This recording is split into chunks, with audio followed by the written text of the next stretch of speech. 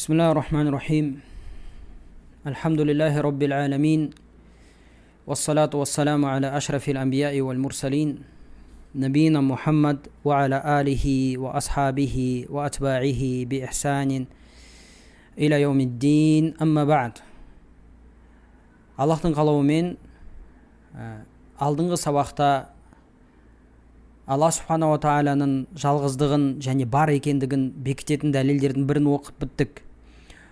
Абдурахман ас-Саадидің сөзінен рахматуллахи алейхи. Ол кісінің келтірген дәлелдерінің бірі бұл Құранда келген логикалық дәлел, шектеу әдісімен келген дәлел. Аллах табарака ва тағала Құранда айтады: «Ам хулиқу мин ғойри шейин, ам хумул холиқун, ам халақус самавати вал ард, бәл ла юқинун». Бұлар жоқтан пайда болды ма өздігінен, немесе өздерін жаратты ма дейді. Немесе олар аспандар мен жерлерді солар ма жаратқан дейді. Бәлкім олар яқины жоқ, яғни иман, яғни яқин, яғни берік сенімдері жоқ деп айтады Аллах табарака ва тағала. Бұны біздер айттық, бұны тақсиму ас-сабр ва тақсим деп айтады. Яғни шектеу әдісі деп айтады. Метод исключения орысшасы. Енді бұл ықтималдардың бірі, яғни дүниенің пайда болуының бірі, ықтималдардың бірі, дүниенің жаратылыстың осы дүниеде болып жатқан құбылыстардың пайда болу салдарының бірі, яғни үш қана салы болуы мүмкін, үш қана себебі болуы мүмкін. Бұл немесе олар өздерін жаратты. Бұл нәрсені біз алдында Абул-Фарадж әл-Бағдади рахматуллахи алейхидің кітабынан келтіргендей, бұл нәрсе болу мүмкін емес. Себебі әлсіз нәрсе өз-өзін жаратылатын болса, онда кемел кезінде ол өз-өзін жаратуға күші, құдіреті көбірек болу керек. Бірақ алайда біздер қазір тәжірибе жөнінде көріп тұрмыз, адамдар өз-өздерін жарата алмайды, махлуқаттар, жаратылыстар өз-өздерін жарата алмайды деген сөзді Абул-Фарадж Бағдадидің сөзінен оқыған едік алдыңғы сабақта. Екінші ихтимал, олар өздігінен пайда болды. Яғни бұл ықтимал қазір адамдардың көбісі осы нәрседе, яғни дарвинизмнен кейін және де жаңа атеистерден кейін адамдардың көбісі әлемнің пайда болуы осы заңдармен, құбылыстармен, бұлар айтады, бұл судфа дейді, кездейсойық болған нәрсе. Яғни өз-өздігінен кездейсойық келді, бір жарылыс болды, жарылыстан кейін осындай әдемі көрініс, әдемі жаратылыс, жер, аспан, өзендер, таулар, теңіздер, әртүрлі жәндіктер, өсімдіктер, күн, ай, аспан денелері осылаймен өздігінен кездейсойық пайда болды деп айтады. Енді бұл сөз негізі, бұл сөзді айтқанның өзі, осылай қылып айтқанның өзі бұл сөздің дұрыс емес екендігіне дәлел болады. Себебі біздер білеміз, бір нәрсенің жақсы түрде пайда болуы, яғни мухкам, мутқан, яғни ең сапалы, ең мықты, күшті түрде пайда болуы үшін оның жасаушысы ілім иесі, даналық иесі, құдірет иесі болу керек. Сондықтан мысалы қазір егерде айфонды өзімен өзі пайда болды деп айтсақ, ешкім оны сенбейді. Бірақ та сол адамдар осы 7 қабат аспан, 7 қабат жер, осы бүкіл құбылыстар, біздің ағзамыз, біздің яғни ағза жүйесі түгелі кездейсойық пайда болды деп сенетін адамдарға таңғаласың. Енді біз оны былай ақылмен айттық, бірақ та біздер оны яғни батыстың ғалымдарының сөзінен және де ықтималдылықты зерттеген математик ғалымдарынан солардың тарапынан, солардың көзқарас тарапынан қарап көрейік. Жалпы егерде біздер әлемді жоқтан пайда болғанын дәлелдейтін болсақ, бұл әлем осындай түрде пайда болуы бұл әлемнің жаратушысы бар екендігіне дәлелдеп алдыңғы сабақта өткеттік. Ал әлем жоқтан пайда болғанына ғалымдар қазіргі кездің физиктары, химиктері, антропологтары бір ауыздан келіскен. 20 ғасырда не бір ауыздан келіскен, және де бұл әлемнің басы бар, яғни пайда болу басы, пайда болу нүктесі бар деп айтқан, және де бұл ғылыми факт болып есептеледі. Сондықтан биология профессоры және де Сан-Франциско университетінің яғни деканы, сол факультетінің деканы Эдуард Лютер Кассел айтады, ғылым өзі оны сезбей әлемнің бастауы бар екеніне көз жеткізді дейді. Яғни әртүрлі ғылымдар, яғни физика, химия, геология, биология, бүкіл ғылымдар өздері оны сезбей, өздері оны байқамай, әлемнің бастауы бар екенін дәлелдеп берді деп айтты. Және де басқа ғалым, яғни математика профессоры, Оксфорд университетінің математика профессоры Джон Леннокс айтады, бүгінгі күнде ғалымдар арасында әлемнің басталуы бар екендігіне келіспеушіліктер жоқ деп айтады. Яғни қазіргі заманның ғалымдарының арасында әлемнің басы бар екендігінде келіспеушілік жоқ дейді. Неге оны айтты? Себебі баяғы философтар, Аристотель кезінің философтары әлем мәңгі болып жатқан құбылыс деп айтқан. Не үшін оны айтқан? Құдайдың жоқ екендігі дәлелдеу үшін. Яғни егерде әлемнің басы болмайтын болса, яғни бұны бастаушысы да жоқ деп айтқысы келген. Бірақ та қазіргі химиялық, физикалық, антропологиялық, геологиялық, биологиялық ғалымдары бір ауыздан әлемнің басы бар екендігіне келіскен. Олар қалай дәлелдейді басы бар екендігін? Мысалы, геология ғылымда қазір сәулелендіру арқылы әлемнің қанша өмір сүргенін, қандай уақытта басталғанын бұлар айтып бере алады. Ал химияға келетін болсақ, химия ғалымы Джон Клевеланд Котран айтады, химия материяның мәңгі еместігін дәлелдеді деп айтады. Ол дегеніміз материяның басталуы бар деген, басталу уақыты бар дегенді білдіреді дейді. Химиялық эксперименттер материя бірден пайда болғанын дәлелдеді дейді. Яғни қазір білетін біз материялар, яғни мысалы Менделеев кестесіндегі элементтер бірден осылай пайда болды деп айтады. Яғни дамып, эволюцияланбады деп айтады. Бірден осылай пайда болғанын химия дәлелдеп берді деп тұр. Бұл химик ғалым айтып тұр, өзі айтып тұр оны.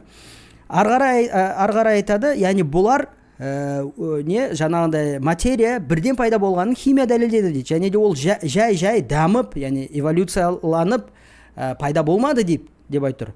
Және де ғылым бізге әлем пайда болу уақытында қазір белгілеп бере алады. Яғни әлем қашан пайда болғанын белгілеп бере алады. Жаңа геологиялық зерттеулер жүргізген ғалымдар сөйтіп айтады.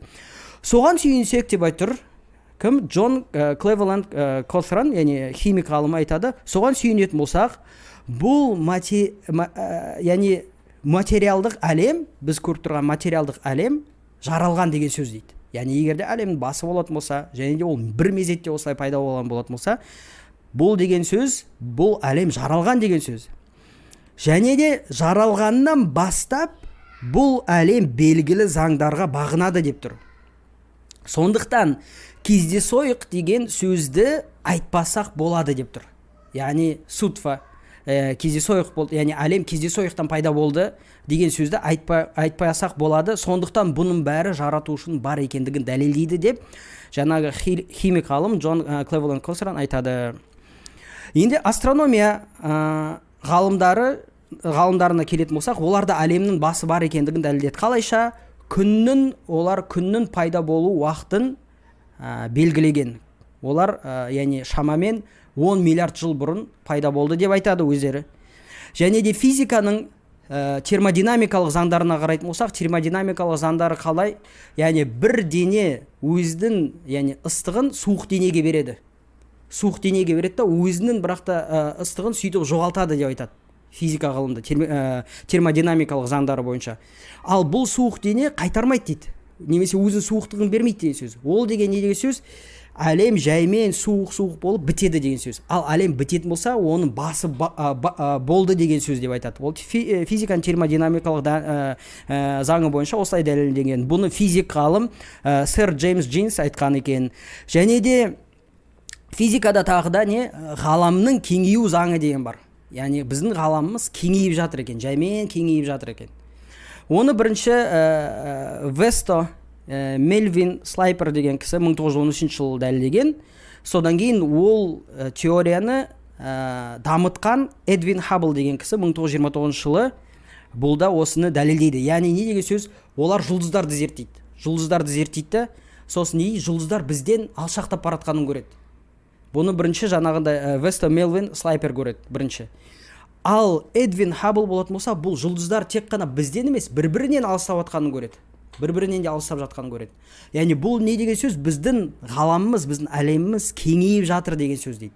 Ал кеңейіп жатыр деген сөз, яғни ол басында кіші болды да қазір кеңейіп ақыр соңында бітеді деген, яғни қозғалыс бар деген сөз дейді. Ол деген сөз әлемнің басы бар деген сөз деп айтады бұл ғалымдар. Жаңағындай Слайперда, Хабблда бұлар не әлемнің басы бар екендігін осылайша дәлелдеген. Және де бір таңқалатын нәрсе, бұл туралы Құранда айтқан Зариат сүресінің 47-ші аятында Алла субханала тағала айтады: «Уассамаа банайнаха биайдин ва инна ламусиун» деп айтады Аллах табарак ва тағала. 15 ғасыр бұрын айтқан сөзі. Уассама банайнаха, біздер аспанды күш құдіретпен құрастырдық деп айтып тұр Алла субханала тағала.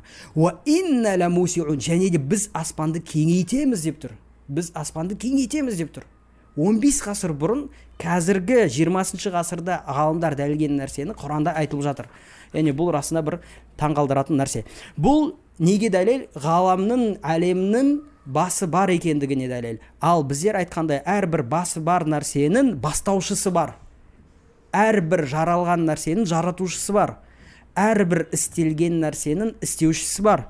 Және де бұл Аллах табарака ва тағаланың бар екендігіне дәлел. Ал енді судфаға қарайық. Судфа деген әлем кездейсоқ пайда болды, өз-өздігінен пайда болды деген нәрсеге қарайық. Аллах субханала тағала бұның мұстахил екенін айтады. Ақылға сыймайтын, мүмкін емес екендігін Құранда айтып кеткен. Енді бұны қазіргі ғалымдар қалай айтады? Мысалы математика ғалымы Эмиль Баррел бұл бір нәрсенің мүмкін еместігін қалай білеміз деген кезде ол айтады: егер де бір нәрсенің болу ықтималдығы 10 көбейту 10-ның 50 дәрежесінен асса, яғни 1 көбейту 10-ның 50 дәрежесінен асса дейді, бұл нәрсе болу мүмкін емес нәрсе. Яғни 10 50 дәрежесі. 10-ның 50 дәрежесінен асса, бұл нәрсе, яғни бір нәрсенің болу ықтималдығы осы саннан асатын болса, яғни 10-ның 50 дәрежесі дегенде бір артында 50 ноль бар сан. Артында 50 ноль бар сан. Осындай ықтималдан асатын болса, дейді, бір нәрсенің болу мүмкіндігі, онда бұл нәрсенің болу мүмкін еместігіне дәлел, яғни мұстахил нәрсе, ондай нәрсе бола алмайды деп тұр. Ал енді біздер осы біздің әлеміміз, біздің осы жер, аспандар өз-өздігінен пайда болу ықтималдығы туралы сөйлейтін болсақ, онда Хьюг Росс деген ғалым өзінің кітабында, яғни неге әлем осылай құрастырылған деген кітапта айтады: басқа планеталарда өмір болу ықтималдығы дейді. Соны зерттеп келген кезде, яғни ол математикалық түрде зерттеген, егер де аз өмір сүретін бактерияны алатын болсақ, яғни аз клеткалық ағзаны алатын болсақ, және де аз өмір сүретін бактерияны алатын болсақ, оның басқа планетада пайда болу ықтималдығы дейді, оның 300-ден 11 дәрежесі деп тұр. Субханалла, яғни 10 артында 1 артында 311 ноль болу керек. Яғни бұл егерде жаңа Эмиль Баррелдің теориясына салатын болсақ, ол не мұстахил, мүмкін болу, яғни бір бактерия пайда болу мүмкін емес басқа планеталарда. Ал егерде көп өмір сүретін бактерияны алатын болсақ деп тұр, жаңа Хьюг Росс айтады. Ол айтады, көп өмір сүретін бактерияны алатын болсақ, бұның пайда болу ықтималдығы басқа планетада 10-ның 500-ден 56 дәрежесі деп тұр. 556 дәрежесі. Яғни бір алтында 556 ноль. Ондай санды біз жазып бітпейтін де шығармыз. Яғни 556 ноль бар бір. Осындай ықтималдығы. Яғни бұл да мүмкін емес нәрсе. Ал адам сияқты ағзаның пайда болуы басқа планетада дейді, бұның ықтималдығы қандай дейді? 10-ның 1000-нан 50 дәрежесі деп тұр. Яғни бір артында 1050 нолі бар бір. Осындай сан ықтималдығы. Яғни бұл мүмкін емес. Басқа планетада адам пайда болуы мүмкін емес. Яғни басқа планетада адам сияқты ағзаның пайда болуы мүмкін емес деген сөз.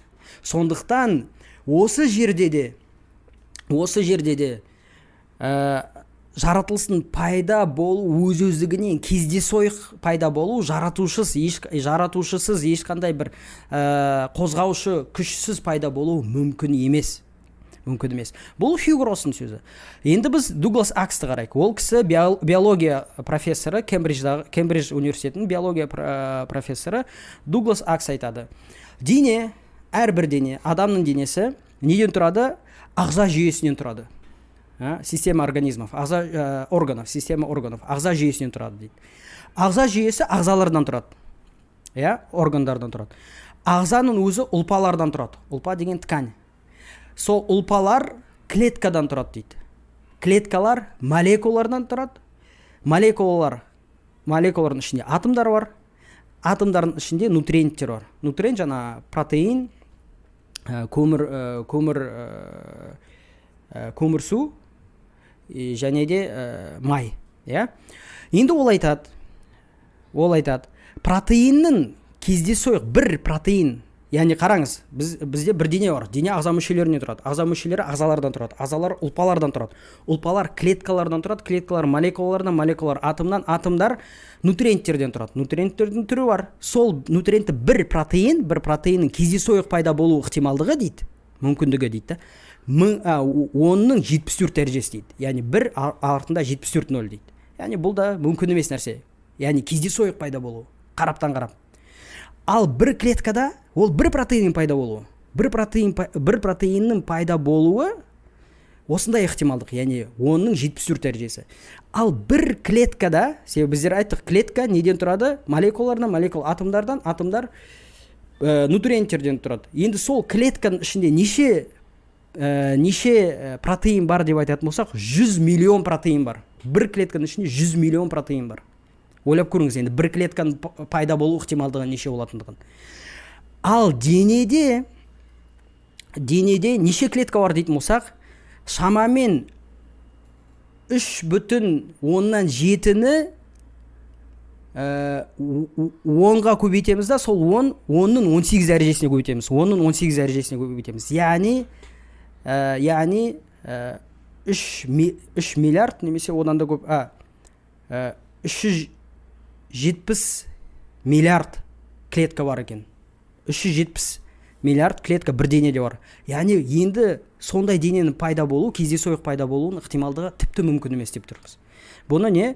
Дуглас Акс, жаңағыда Кембридж университетінің биология профессоры айтады. Сондықтан бұл расында Құранның ақиқат екендігіне дәлел. Құранда келген нәрсенің ақиқат екендігіне дәлел. Және бұл нәрсені жоққа шығару, бұл адамның осындай ғылыми факторларды қабылдамауы және де тәкаппарланып ақиқатқа бойсұнбағаны болып есептеледі. Және де тағы да қарайтын болсақ, сэр Фред Хойл деген кісі бар. Ол өзі Кембридж университетіндегі профессор, астроном, космолог және математик. Бұл айтады, тіршілік, тірі нәрсе, өлі материядан пайда болу ықтималдығы бір санның артында 40,000 бар сан болу керек дейді. Яғни оның артында 40,000 дейді. Яғни өлі материядан тіршілік пайда болу ықтималдығы. Яғни бұл мүмкін емес нәрсе. Және де ол айтады, сол сэр Фред Хойл айтады, бұл Дарвин және оның теориясын күлтасқан шығарып көміп тастауға жеткілікті факт деп тұр. Бұл сөзіміз, яғни өлі материядан тіршілік пайда болуының ықтималдығы бір артында 40,0-ден тұратын сан болатын болса, бұл бізге Дарвин және оның теориясын көміп тастауға жеткілікті нәрсе деп айтып тұр. Кім айтады? Жаңағындай Кембридж университетінің профессоры, астроном, космолог, математик сэр Фред Хойл айтады екен. Және де ол айтады, бұл әлем кездейсоқ пайда болу деген сөздің мағынасы дейді. Яғни әртүрлі жаңағындай мусор деп айтады ғой. Жаңағындай свалка, яғни әртүрлі адамдар лақтырған нәрселердің үстінен торнадо өтеді дейді. Яғни қатты жел өтеді, жел құйыны өтеді. Содан кейін, сол жел құйынынан кейін, сол мусордан бізге Boeing 747 шығарып беру керек дейді. Осындай ықтималдығы деп тұр. яғни бұл мүмкін емес нәрсе деп тұр. Бұл мүмкін емес нәрсе. Сондықтан осы нәрсе, яғни біздің әлеміміз, біздің жаратылысымыз, осындай заңдарға бағынатын жаратылыс, осындай табиғи құбылыстары бар жаратылыс өздігінен кездейсоқ пайда болды деген сөздің ақылға сыймайтындығына дәлел. Және де бұлар айтады, сендер Аллахқа қалай сенесіздер, бұл ақылға сыймайды деп айтады да, бізге айтады, өздерінің бірақ теориясы, өздерінің ол теория, және де Дарвин ол теория, яғни әлі дәлелденбеген нәрсе ол нәрсе. Өздерінің яғни идеологиясына қайтатын болсақ, бұл тіпті мүмкін емес, ақылға сыймайтын нәрсе ол. Ақылға сыймайтын нәрсе. Сондықтан батыс ғалымдарының ақылдылары бұл нәрсені қабылдамаған. Осылайша біз Абдурахман ас-Саади рахматуллахи алейхи келтірген осы бірінші дәлелді осылайша түсіндіруге тырыстық. Ары қарай Абдурахман ас-Саадидің рахматуллахи алейхи айтқан сөзін оқып көрейік. Ол айтады рахимахулла: ثم يعني عبد الرحمن الساعدي айтады: ثم انظر رحمك الله إلى سعة رحمة الله التي ملأت أقطار العالم وشملت كل مخلوق في كل أحواله وأوقاته. Содан кейін дейді, сен осыны білгеннен кейін Аллахтың кең мейірімділігіне қара деп тұр. Оның мейірімділігі бүкіл әлемді қамтыған дейді. Және де бүкіл махлуқаттарды әртүрлі кезеңдерде және де әртүрлі халдерде қамтыған деп тұр Абдурахман ас-Саади. Фабирахматихи аужадал махлуқат. Себебі Аллах тағала бұл махлуқаттарды өзінің мейірімділігімен жаратты дейді. Вабирахматихи абқаха ва хафизаха. Және де өзінің мейірімділігімен бұл махлуқаттарды осы жерде қалдырды және де сақтап қойды. Вабирахматихи амаддаха бикулли ма тахтажу илейхи. Және де өзінің мейірімділігімен бұл махлуқаттарға қажет нәрсенің түгелін беріп қойды дейді. وأسبغ عليها النعمة الظاهرة والباطنة дейді. Және де Аллах табарака ва тағала бұл махлуқаттарға және сыртқы көрінетін мейірімділіктерді және де жан дүниесіне берілетін мейірімділіктерді аямай берген деп тұр. التي لا يمكن أن يخلو مخلوق منها طرفة عين وهي متنوعة عليها من كل وجه. Аллахтың нығметтерінен ешбір махлуқ шығуы мүмкін емес дейді. Және де ешбір махлуқ бір көзді ашып жұмғанша уақытта бұл нығметтерден жаңағыдай тыс қалмайды деп тұр. Және де бұл нығметтер сан түрлі болады деп тұр. Солардың бірі ниъамут та'лим ли умурид-дин ва дуния. Бір нығметтердің бірі Аллах субханала ва тағала адамдардың түгелдеріне дін үйрену және де дүние үйрену нығметін берді. Яғни адам өздігінен хайуаннан айырмашылығы қандай? Бұның ақылы бар, үйрене алады, дінді де үйрене алады, дүниені де үйрене алады. Бұл Аллахтың нығметі. وَنِعْمُ الْعَافِيَةِ لِلْعَبْدَانِ عُمُومًا وَلِكُلِّ عُضْوٍ وَقُوَّةٍ عَلَى وَجْهِ الْخُصُوص. Және де Аллах табарака ва тағала бізге денсаулықты беріп қойды. Яғни толық денемізге немесе әрбір ағзаға берген денсаулық бұл Аллах субхана тағала мейірімділігі деп тұр. وَنِعْمُ الْأَوْلَادِ وَالْأَهْلِ وَالْأَتْبَاعِ. Және де бізге берген нығметтерден бала-шаға нығметі, әйел нығметі, отбасы нығметі, және достар нығметі, бұл да Аллах нығметі. وَنِعْمُ الْأَرْزَاقِ الْوَاسِعَةِ وَنِعْمُ الْحُرُوثِ وَالزُّرُوعِ وَالثِّمَارِ. Және де Аллах табарака ва тағала бізге кең ризықтар беріп қойды. Ризық көздері өте көп қылып қойды. Бұл да Аллахтың нығметі. Және де Аллах табарака ва тағала бізге, яғни жер өңдеуге, жерден әртүрлі көкөністер, жемістер шығару нығметін берген дейді. وَنِعْمُ الْمَوَاشِ وَأَصْنَافِ الْمُتَنَوِّعَةِ дейді. Және де Аллах وَأَصْنَافِ الْأَمْتِعَةِ дейді. Және де Аллах субхана ва тағала бізге төрт түлік малды жеңілдетіп қойды. Біз оны қолданамыз дейді. Және де әртүрлі біздің өмірімізге қажет нәрселерді бізге беріп қойды. Оны да нығмет. وَنِعْمُ الدُّورِ وَالْقُصُورِ. Аллах табарака ва тағала бізге яғни жер, қалалар, ел деген нәрсені Аллахтың нығметі ол. Яғни біздің жеріміз бар, отанымыз бар, біздің халқымыз бар, бұл да Аллахтың нығметі дейді. وَنِعْمُ اللَّذَّاتِ وَالْحُبُورِ дейді. Және Аллах табарака ва тағала бізге әртүрлі ләззаттанатын нығметтерді де осы дүниеде беріп қойды дейді. وَنِعْمُ الَّتِي فِيهَا جَلْبُ الْمَنَافِعِ كُلِّهَا وَنِعْمُ الَّتِي فِيهَا دَفْعُ الْمَضَارِ. Және Аллах табарака ва тағала бізге берген нығметтердің түрлерінен біздер өзімізге пайдалы нәрсені келтіре аламыз, себептер алатын болсақ, бұл да Аллахтың нығметі. Және де біздің үстімізге қауіп төніп тұрса, біз ол қауіпті итере аламыз. Бұл да Аллах субхана тағала нығметі. Бұл қауіптен шыға аламыз. كل ذلك ديت عبد الرحمن السعدي يدل أكبر دلالة على وحدانية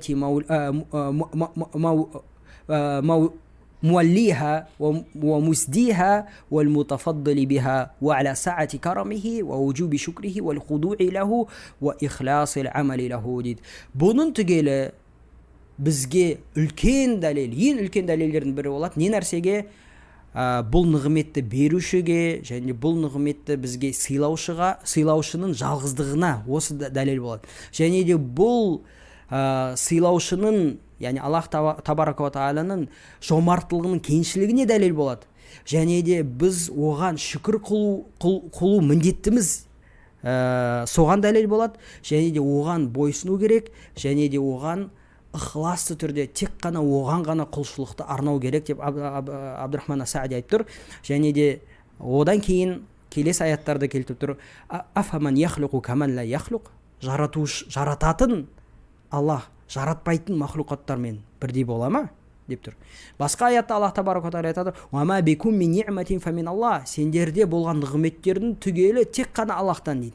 "Сумма иза массакумуд-дурру фа илейхи таджарун" дейді. Және де сізге бір зиян, зақым келетін болса, сіздер Аллах табарака ва тағаладан жалбарынып сұрайсыздар, сол жамандықты сізден кетіру үшін деп Аллах табарака тағала Нахл сүресінің 53-ші аятында айтады.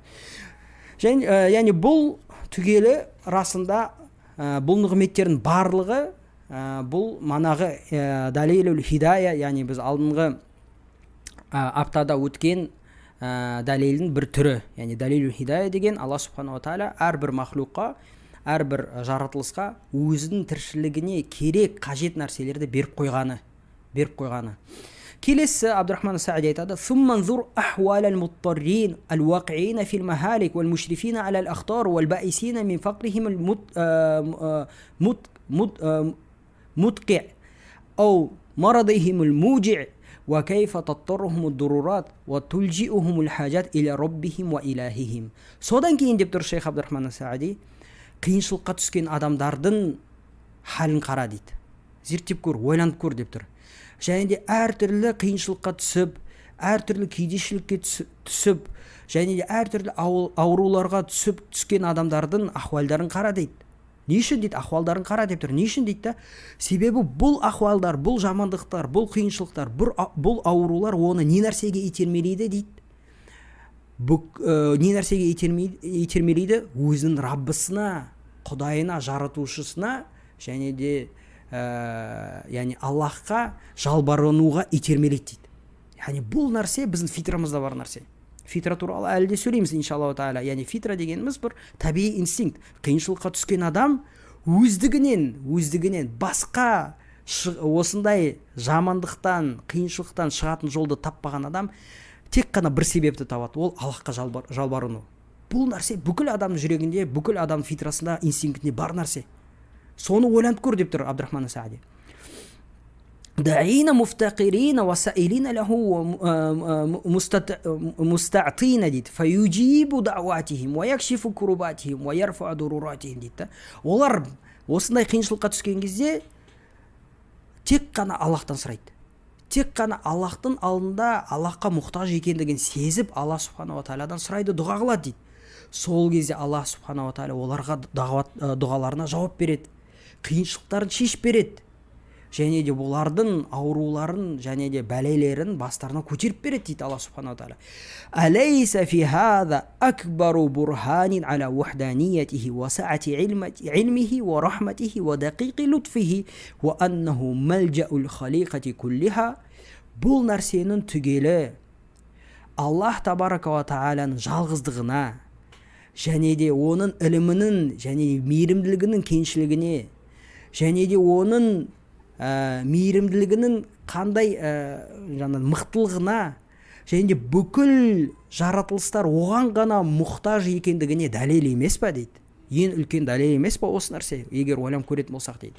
وَقَدْ نَبَّهَ اللَّهُ عَلَى هَذَا الْبُرْهَانِ الْعَقْلِ بِقَوْلِهِ. Аллах субхана ва тағала бұл дәлел туралы Құран-ы Кәрімде қалай айтқан? أَمَّنْ يُجِيبُ الْمُضْطَرَّ إِذَا دَعَاهُ وَيَكْشِفُ السُّوءَ وَيَجْعَلُكُمْ خُلَفَاءَ الْأَرْضِ أَإِلَهٌ مَعَ اللَّهِ. Та'алаллаху амма юшрикун. Аллах табарака тағала айтады, қиыншылыққа түскен адамның дұғасына кім жауап береді? Және де оның басына түскен бәлелерді кім көтеріп береді? Сендерді жерде басшылар қылып қойған кім дейді?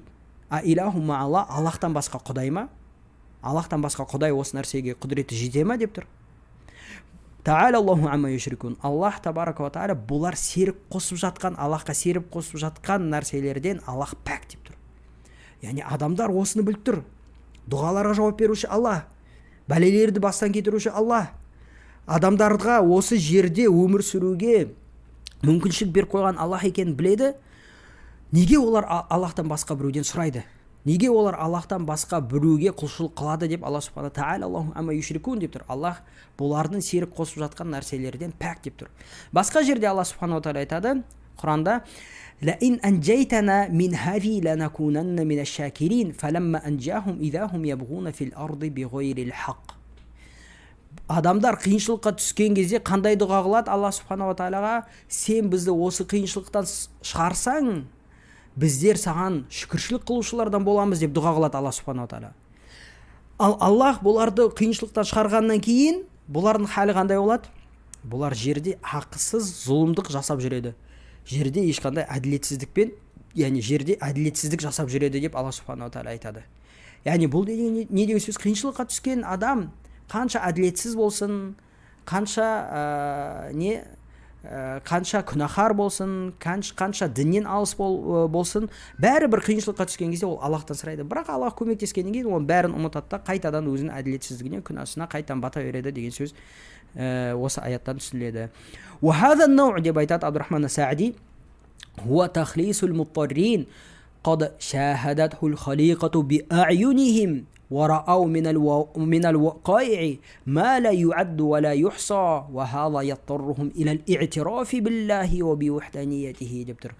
Бұл дәлелдің түрі, яғни қандай дәлелдің түрі? Аллах субхана ва тағала қиыншылыққа түскен адамдар егер оған дұға сұрайтын болса, Аллах субхана тағала ол дұғаға жауап беруі, осы дәлел өзі, ол дәлел болып есептеледі, Аллахтың бар екендігіне дәлел болып есептеледі. Бұл дәлелді бүкіл жаратылыс өз көздерімен көрген деп тұр. Және де көптеген жерлерден, яғни көптеген хабарлардан, санап бітпейтін хабарлардан естіген дейді. Және де ол дәлел Аллахтың бар екендігіне итермелеу керек адамды, Аллахтың бар екендігін бекітуге, және де оны қабылдауға итермелейді, және де Аллахтың жалғыздығын қабылдауға итермелейді деп Абдурахман ас-Саади айтады. Ары қарай айтады: «Фанзур иля халатил муттарин إذا كربتهم الشدائد وأزعجتهم النوائب كيف تجد قلوبهم متعلقة بالله». Сен бұлардың халін қарап көр, қиыншылыққа түскен адамдар. Қиыншылықтар оларды қатты қысып жатқан кезде жүректері қалайша Аллах тағаламен байланатынына қара деп тұр. وألسنتهم مليحة في سؤاله وأفئدتهم متشرفة لنواله. Олардың жүректері осындай қиыншылық оларды қысқан кезде жүректері тек қана жалғыз Аллахпен байланады деп тұр. Тілдері тек қана Аллахтың сұрауымен ғана болады деп тұр. Және де жандары қатты Аллах субхана тағаланың жауабын күтіп тұрады деп тұр. لا تلتفتوا عن الله يمنة ولا يسرة дейді. Жүректері бір мезетке оңға немесе солға Аллах тарапынан бұрылмайды деп тұр. Неге ол? لعلمها الضروري أنه وحده كاشف الشدائد فارج الكربات لا ملجأ للخليقة إلا إليه ولا معول لهم إلا عليه. Не үшін олар осылай өздерінің сезімдері сондай? Қарасаң шынымен өздері сондай. Не үшін дейді? Себебі олардың инстинкті түрде, фитри түрде бар ілімі қандай, білімдері жүректерінде бар ілімі, сол іліммен туылатын ілімі қандай? Аллахтан басқа бұл қиыншылықтарды ешкім көтере алмайды. Аллахтан басқа бұл бәлелерден ешкім құтқара алмайтыны бүкіл мақлуқтың жүрегінде бар нәрсе. Сондықтан бұлар тек қана Аллах субхана ва тағаладан сұрайды. Фахал хадихи, яғни Абдурахман ас-Саади жалғастырып жатыр, айтады: فهل هذه الأمور إلا لأن الخليقة مفطورة على الاعتراف بوحدانية ربها وأنه النافع الضار وأن ملكوت كل شيء بيديه وهل ينكر ذلك إلا من فسدت فطرته بالعقائد الفاسدة والإرادات السيئة деп тұр. Бұның түгелі не үшін болып жатыр дейді да? Себебі мақлуқаттардың түгелі осындай жибилля, осындай фитрамен жаралған. Қандай фитра? Раббыларын жалғыздығын мойындау фитрасы, және де Раббылары тек қана зиян мен пайданы алып келетін тек қана сол Аллах екендігі, соны мойындайды әрбір адам, және де бүкіл мүлк иесі, және де бүкіл мүлк тек қана Аллахтың екі қолында екендігі осыны мойындау бүкіл жаратылыстың жүрегінде бар инстинкт, фитра деп тұр. Және де бұны жоққа шығарушы тек қана фитрасы бұзылған адам, инстинкті бұзылған адам дейді. Не нәрсемен бұзылуы мүмкін? Немесе әртүрлі деструктивті идеологиялармен бұзылған, ақаид фасида, немесе әртүрлі шахуани нәрселермен бұзылған деп Абдурахман ас-Саади айтып тұр.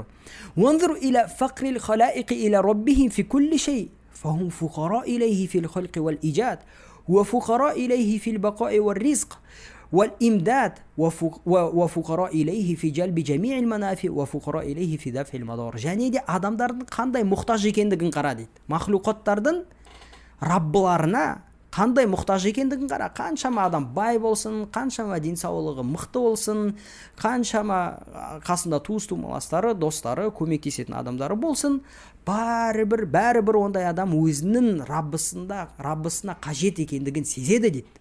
Бүкіл нәрседе. Тілмен айтпаса да жүрегімен бекітеді ол нәрсе. Жүрегімен бекітеді. Тек қана фитрасы бұзылған адамдар болмайды болса. Не үшін? Себебі ол өз-өзін пайда қыла алмайды, өз-өзін жарата алмайды. Ол жаратушыға мұқтаж. Кім оны жаратқан? Аллах табарака ва тағала. Сондықтан өмір сүру үшін, өмірге келу үшін ол жаратушыға мұқтаж. Өмірде қалу үшін, өмірде ризқы болу үшін, өмірде бүкіл мұқтажлықтары өтелу үшін қайтадан Аллахқа мұқтаж. Жаратушыға мұқтаж. Және де бүкіл өзіне пайдалар келтіру үшін жаратушыға мұқтаж. Және де өзінен зиянды кетіру үшін жаратушыға мұқтаж деп Абдурахман ас-Саади айтыр. Фахум يسألونه بلسان المقال ولسان الحال فيعطيهم مطالبهم ويسعفهم في كل مآربهم إن رغبوا لم يرغبوا إلا إليه وإن مستهم الضراء لم يلجأوا إلا إليه. Бұлар адамдар немесе тілдерімен Аллахтан сұрайды дейді, немесе өздерінің жаңағыдай халдармен, яғни состояние деп айтады, өзінің халімен сұрайды. Қалайша өзінің сол мұқтаж екендігіне, өзінің әлсіз екендігіне, өзінің бұл қиыншылықтан шыға алмайтын сезінумен бұлар Аллахтан сұрайды дейді. Сонда Алла субхана тағала бұлардың сұрап жатқан нәрселерін береді, және де бұлардың қалап жатқан нәрсесіне көмектеседі. Сондықтан бұлар адамдар, жаратылыстар, егерде оларға бір қиыншылық келетін болса, біреуден сұрайтын болса, тек қана Аллахқа ғана жалбарынады. فكم كشف الضر والكروب وكم جبر الكثير ويسر المطلوب وكم أغاث ملهوفا وكم أنقذ حالكا ففقرهم إليه في جميع الأحوال ظاهر مشاهد وغناه عنهم لا ينكره إلا كل مكابر وجاحد дептір. فكم Allah қаншама зияндарды, қиыншылықтарды, бәлелерді бізді сақтап қояды сол нәрседен, және біздің басымыздан кетіреді дейді. Және де қанша жүрегі сынып жатқан адамдарды қанша Алла субхана тағала қалайша бұлардың жүректерін емдеп қойды дейді. Және де бұлардың талап етіп жатқан нәрселерін жеңілдетіп қойды дейді. Және де қанша қиыншылыққа түсіп сұраушыларға Алла субхана тағала жауап берді деп тұр. Және де өлейін деп жатқан, құрайын деп жатқан адамдардың қаншасын Алла сақтап қойды дейді. Адамдардың Аллахқа мұқтаж екендігі, яғни бүкіл ахуалдарда мұқтаж екендігі бүкіл адамға айқын көрінеді деп тұр. Және де Аллахтың бұл мақлуқаттарға мұқтаж еместігі, және де олардан бай екендігін ешкім жоққа шығара алмайды, тек қана мукабир жахид, тек қана тәкаппар, ақиқатты қабылдамайтын адам ғана жоққа шығара алады деп тұр. ومن براهين ربوبيته ووحدانيته إجابته للدعوات في كل الأوقات فلا يحصي الخلق ما يعطيه السائلين وما يجيب به أدعية الداعين من بر وفاجر ومسلم وكافر дейді. Және де Аллахтың жалғыз Құдай екендігіне, Рабб екендігіне, жаратушы екендігіне, және де Аллахтың жалғыздығына дәлел болатын үлкен дәлелдердің бірі, барахиндардың бірі дейді, Аллахтың махлуқаттарға әрбір уақыттарда жауап беру, дұғаларына жауап беру дейді. Махлуқаттар, яғни адамдар, Аллах табарак ва тағала қаншама адамдарға сұрақтарына және де қаншама адамдардың дұғаларына жауап беріп жатқанын санап өте алмайды деп тұр. Қаншама адамдарға Алла субхан қаншама адамдардың дұғасына жауап беріп жатыр. Ол адамдар салихалы болсын, күнәһар болсын, мұсылман болсын, не мұсылман емес болсын. Аллах мұсылман еместің дұғасына да қабыл етеді. Мұсылман еместің де дұғасын қабыл етеді. تحصل للعباد المطالب الكثيرة ولا يعرفون لها شيئا من الأسباب سوى الدعاء والطمع في فضل الله والرجاء لرحمته. Адамдарға қаншама пайдалар, қаншама жаңағындай жеңілдіктер келіп жатыр дейді. Және адамдар бұл жеңілдіктердің қандай себептермен оларға келгенін білмейді дейді. Мен не үшін маған мынандай жеңілдіктер келді? Не үшін маған мынандай сыйлықтар келді? Не үшін маған мынандай нығметтер келді? Білмейді себептер. Тек қандай бір себепті ғана біледі. Не? Сиуат дуа. Тек қана Аллахтан дұға қылғаным ғана дейді. Уаттамаи фи фадлиллахи ва раджаи рахматихи. Және де Аллахтың мейірімділігіне үміттенудан басқа себепті табылмайды. Мен Аллахтан сұрадым, Аллахтың нығметіне үміттендім, және де осы келіп жатыр. Басқа себеп жоқ. Басқа себеп алмадым дейді. Тек қана дұғадан басқа дейді.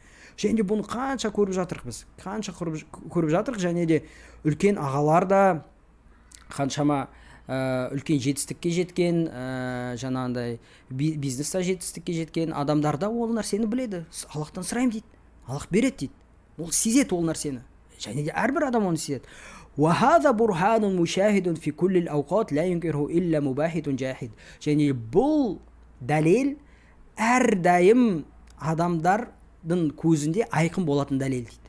Яғни қаншама адамдар дұға сұрайды, Аллах дұғасына жауап береді дейді. Және бұны ешкім жоққа шығара алмайды. Тек қана ақиқатты көре тұра тәкаппарланған адамнан басқа деп Абдурахман Саади айтыр. يدعونه في مطالب دينهم فيجيبهم وفي مطالب دنياهم فيجيبهم. Адамдар Аллах субхана ва тағалада дінде керек нәрсесін сұрайды, Аллах береді. Яғни Аллах Құран жаттауды маған жеңілдет десе, Аллах субхана ва тағала береді. Өзімнің басымнан өткен оқиға, мен 2014 жылында Мединаға келген кезде умрада қатты Аллах табарака ва тағаладан сұрағанмын жамияға түсуге, жамия исламияға түсуге.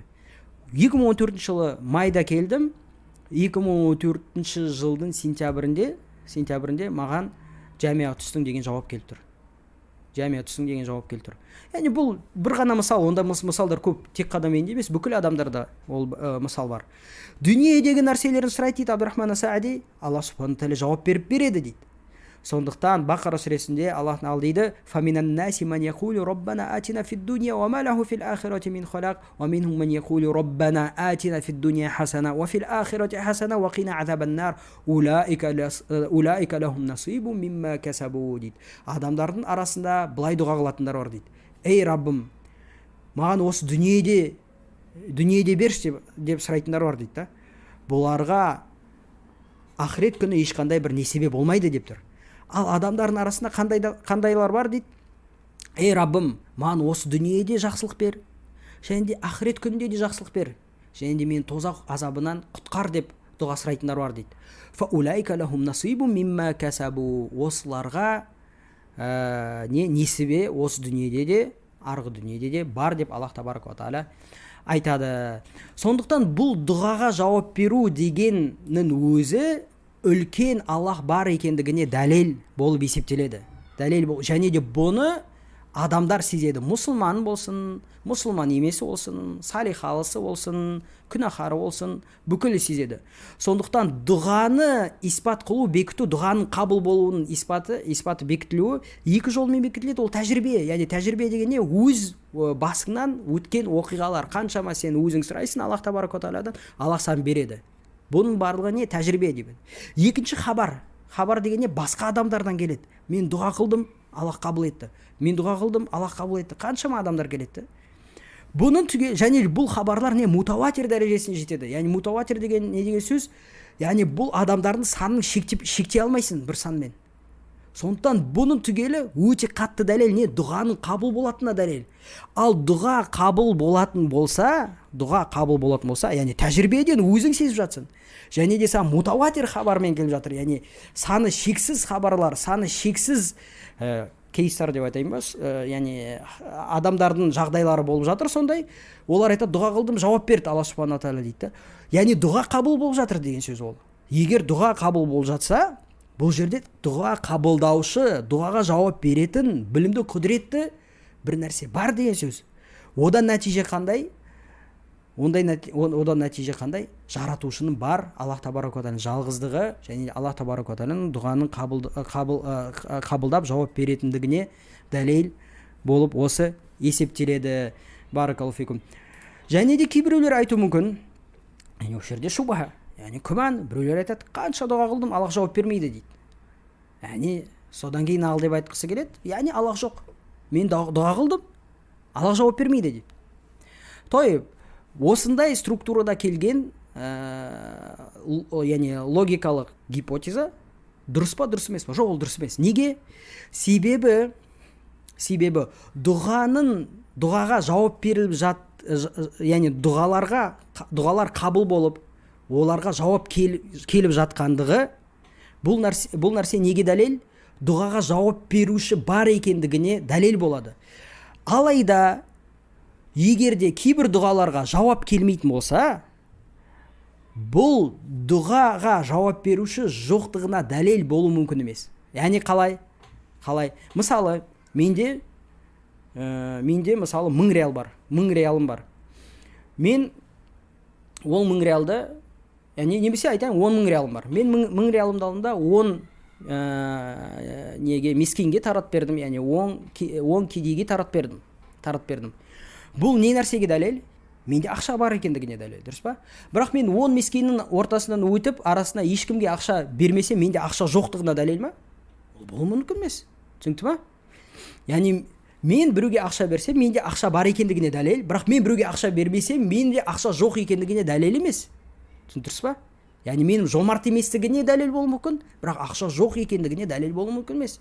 Дәл сол сияқты дұға жауап беріліп жатса, ол дұғаға жауап берушісі бар, Аллах бар екендігіне дәлел. Кейбір дұғаларға жауап келмей жатса, бұл дұғаға жауап беруші жоқ дегенге дәлел болмайды, есептелмейді. Бұл логикалық дұрыс емес нәрсе. Яғни бұл логикалық истидлал, яғни дәлел дұрыс емес, қате. Және де біздер дұғаға жауап беру дәлелін айтқан кезде, Абдурахман Саади да бізде айтқан кезде, біздер айтпаймыз, әрбір дұғаға Аллах жауап береді деп ешкім айтпайды. Әрбір дұғаға Аллах жауап береді деп ешкім айтпайды. Сондықтан бұндай дәлелмен, яғни дұғам жауап беріліп жатыр, сондықтан Аллах жоқ деген дәлел ол дұрыс емес болады. Себебі ешқандай бір ақыл иесі айтпайды, әрбір дұғаға Аллах жауап береді деп ешкім айтпайды. Не шариғатта айтпайды, не ақылда айтпайды ол нәрсені. Және де дұғаның қабыл болуын шарттары бар шариғатта. Және де кейбір дұғаның қабыл болуына тосқауылдар болады. Мысалы, адамның харам жеуі. Яғни әйгілі хадисте пайғамбар Мұхаммад саллаллаху алейхи ва саллям айтады, яғни бір кісі шаң-шаң, үсті лас, сапарда жоғалып қалған, қолдарын аспанға көтеріп, я роб деп сұрап жатыр дейді. Қараңыз, бүкіл себептерді алған, бүкіл себеп. Біріншіден, сапар дұға қабыл болу себебі. Екіншіден, өзінің мұқтажылығын көрсетіп тұр, қандай шаң, үсті лас, және де мұқтажылығын қалай көрсетіп тұр, қолын көтеріп жатыр, тағы да дұға қабыл болу себебі. Және де я роб, ей рабым деп жатыр, ол да дұға қабыл болу себебі. Бірақ та пайғамбар саллаллаху алейхи ва саллям дейді: "Уа машрабуху харам", ومأكله حرام وملبسه حرام فأن يستجاب لذلك дейді. Бұның кигені харам, жегені харам, ішкені харам. Ондай адамға кім жауап береді деп тұр. Яғни дұғаның қабыл болуынан тосқауылдардың бірі осы адамның харам заттарды жеп, харам нәрседен киінуі. Сондықтан ешкім айтпайды, әрбір дұға қабыл болады деп ешкім айтпайды. Сондықтан бұл дәлел дұрыс емес дәлел. Және де исламда тағы да дұға сұраған адам әрдайым сұраған нәрсесіне жетеді деген нәрсе жоқ. Яғни не деген сөз? Адам сұрайды, бір нәрсе сұрайды, бірақ Алла субхана тағала одан жақсырақ беруі мүмкін. Дәл сол сұраған нәрсені беруі мүмкін, ол сұраған нәрседен төмен нәрсені беруі мүмкін. Дұрыс па? Сондықтан бұл дәлел, жаңағыдай, бұл күмән, шубха дұрыс емес күмән болып есептеледі, және де логикалық қате болып есептеледі. Осымен бүгінгі сабақты бітіреміз. Аллаху а'лам. Ва саллаллаху аля набийина Мухаммад ва аля алихи ва асхабихи ажмаин.